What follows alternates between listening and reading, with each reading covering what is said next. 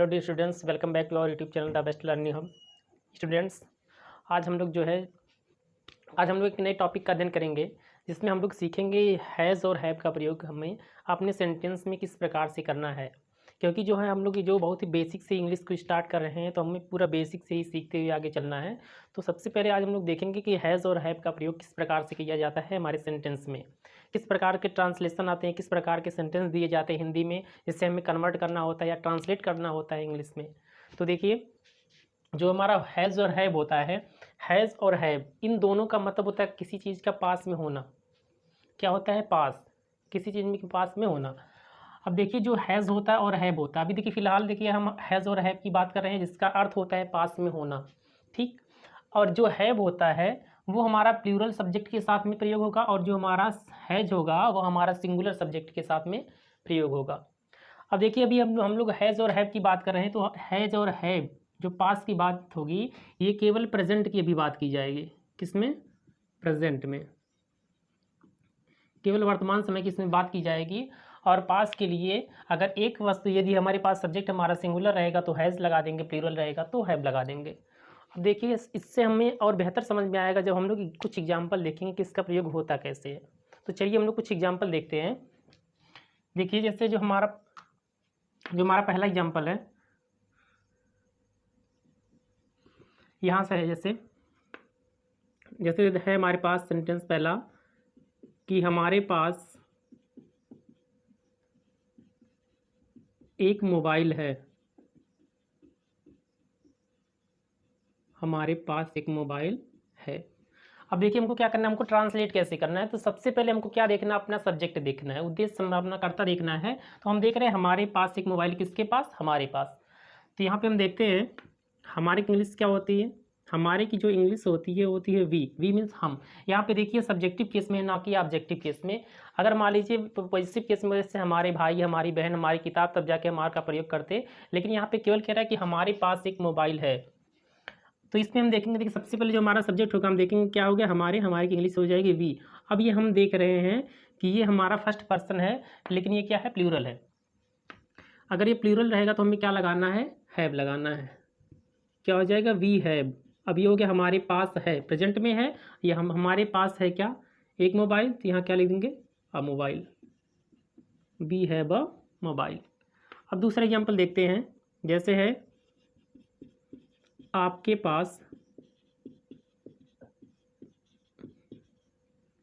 पास दो घड़ियां हैं। आपके पास दो घड़ियां हैं। अब आपके पहले हम देखेंगे आपके की इंग्लिश क्या होती है? यू होती है। ये भी क्या है? हमारा प्लूरल है। क्या लगाएंगे? You have. अब ये हो गया आपके पास है क्या? दो घड़ियां। जो हमारा ऑब्जेक्ट होगा सीधे लिख देंगे टू वॉचेस। ठीक है। अब तीसरा एग्जाम्पल हम लोग देखते हैं। अब जैसे देगा तीसरा एग्जाम्पल दे देगा मोहन के पास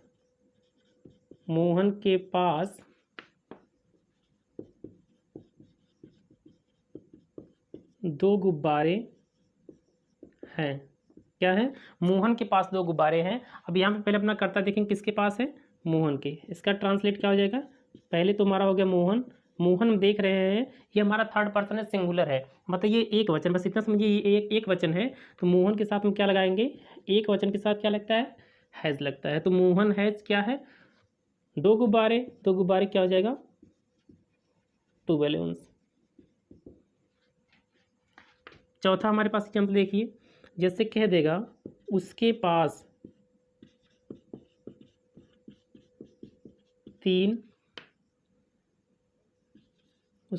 तीन कुर्सियां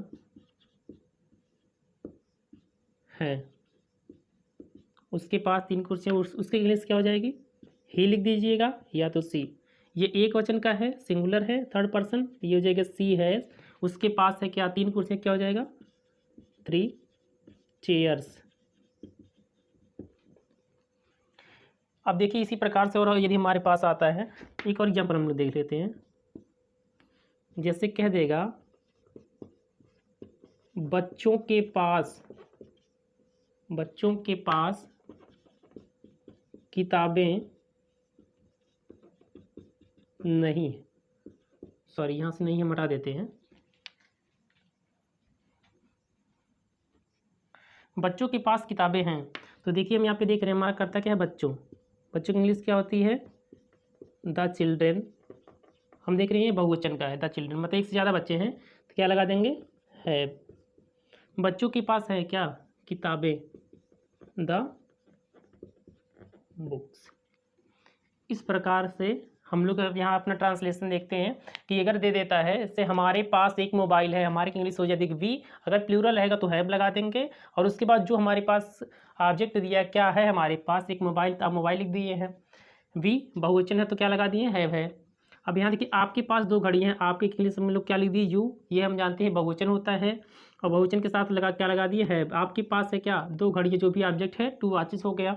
मोहन के पास दो गुब्बारे हैं, मोहन हम यहाँ पे लिख दिए, मोहन हमारा जानते हैं हमारा जो सब्जेक्ट है सिंगुलर है, इसलिए क्या लगा दिया है, मोहन के पास है क्या, दो गुब्बारे, सिंपल से लिख दिए टू बैलून्स।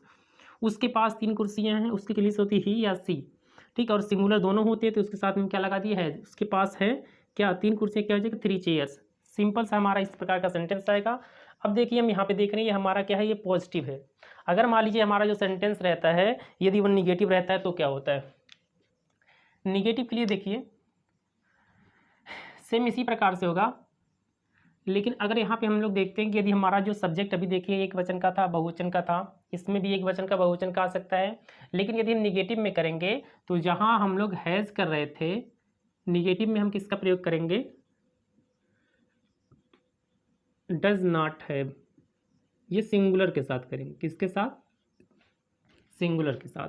और प्लूरल के साथ क्या करेंगे, डू नॉट हैव।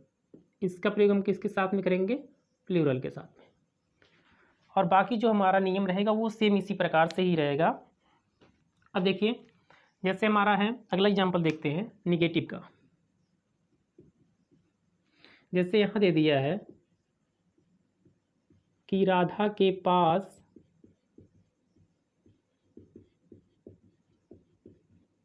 बांसुरी नहीं है, ठीक। अब जैसे देखते हैं हम पहले क्या अपना देखेंगे, पहले अपना हम सब्जेक्ट ही देखेंगे, तो हम अपना सब्जेक्ट देखते हैं कौन है, राधा। यदि इसका हम ट्रांसलेट करते हैं तो ये हो जाएगा राधा, और राधा हम देख रहे हैं क्या है, थर्ड पर्सन है, सिंगुलर है, मतलब एक वचन है, तो राधा के साथ में हम क्या लगाते थे, हैज़ लगाते थे। अब यहाँ पे देखिए यदि हमारा सेंटेंस निगेटिव है तो निगेटिव हमको नॉट लगाने के लिए क्या लगाना पड़ेगा, डायरेक्ट हम हैज़ नॉट नहीं लिखेंगे बल्कि क्या लिखेंगे, डज नॉट हैव। सिंगुलर है तो डज नॉट हैव। अभी हो गया राधा के पास नहीं है, क्या नहीं है, बांसुरी नहीं है, द फ्लूट, ठीक। इसी प्रकार से देखिए यदि हमारा सेंटेंस आ गया अगला,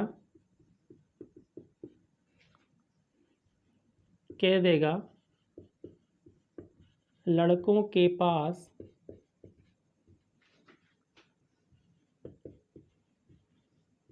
बाइक नहीं है, एकदम सिंपल सा है। जैसे इसमें अब देखिए जैसे यहाँ पे हम लोग देखते थे यदि सिंगुलर रहता था हैज़ लगाते थे, बहुवचन रहता था या प्लूरल रहता था तो हैव लगाते थे। ऐसे इसी प्रकार सिंगुलर रहेगा तो डज नॉट हैव, प्लूरल रहेगा तो डू नॉट हैव। तो यहाँ हम लोग देख रहे हैं ये क्या हो जाएगा, लड़कों, लड़कों क्या होता है, द बॉयज़। प्लूरल है, एक से ज़्यादा है, द बॉयज़, तो क्या लगाएंगे, और नहीं भी है तो क्या लगाएंगे, यहाँ पे डू नॉट हैव। लड़कों के पास नहीं है क्या, बाइक, तो बाइक हम बाइक से कर देते हैं, ठीक। अब जैसे देखिए अगला एग्जाम्पल है, अगला एग्जाम्पल है उनके पास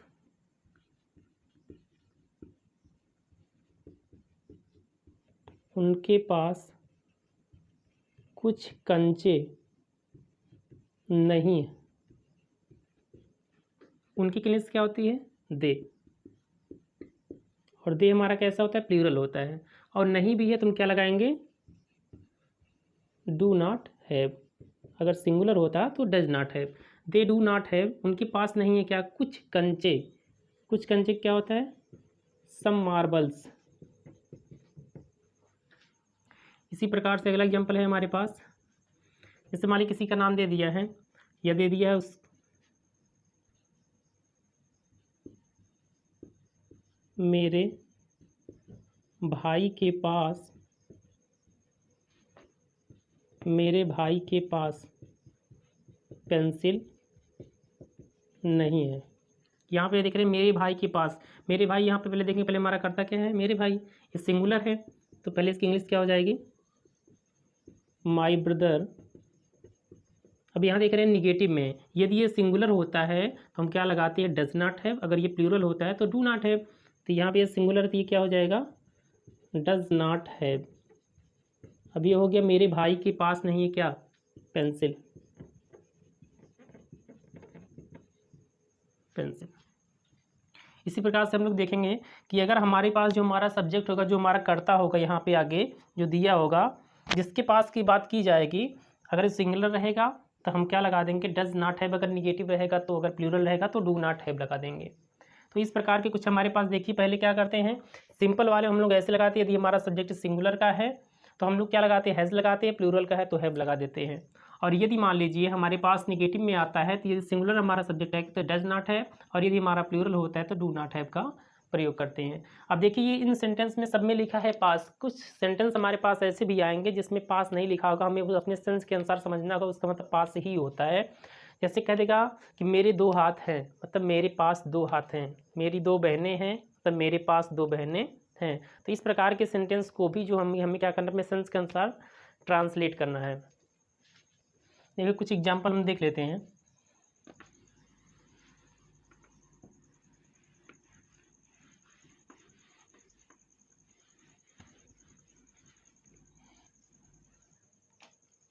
एग्जाम्पल देखिए, जैसे मान लीजिए हमारे पास पहला एग्जाम्पल है, पहला एग्जाम्पल है कि राम के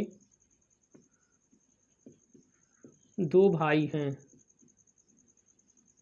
राम के 2 भाई, मतलब राम के पास 2 भाई हैं। ये सिंपल में है, निगेटिव में तो है नहीं। ये क्या हो जाएगा, राम एक वचन है तो हैज़ लगा देंगे, 2 भाई क्या हो जाएगा, 2 ब्रदर्स। राम के 2 भाई हैं। अब कह देगा मेरी 4 बहनें हैं, मतलब मेरे पास 4 बहनें हैं।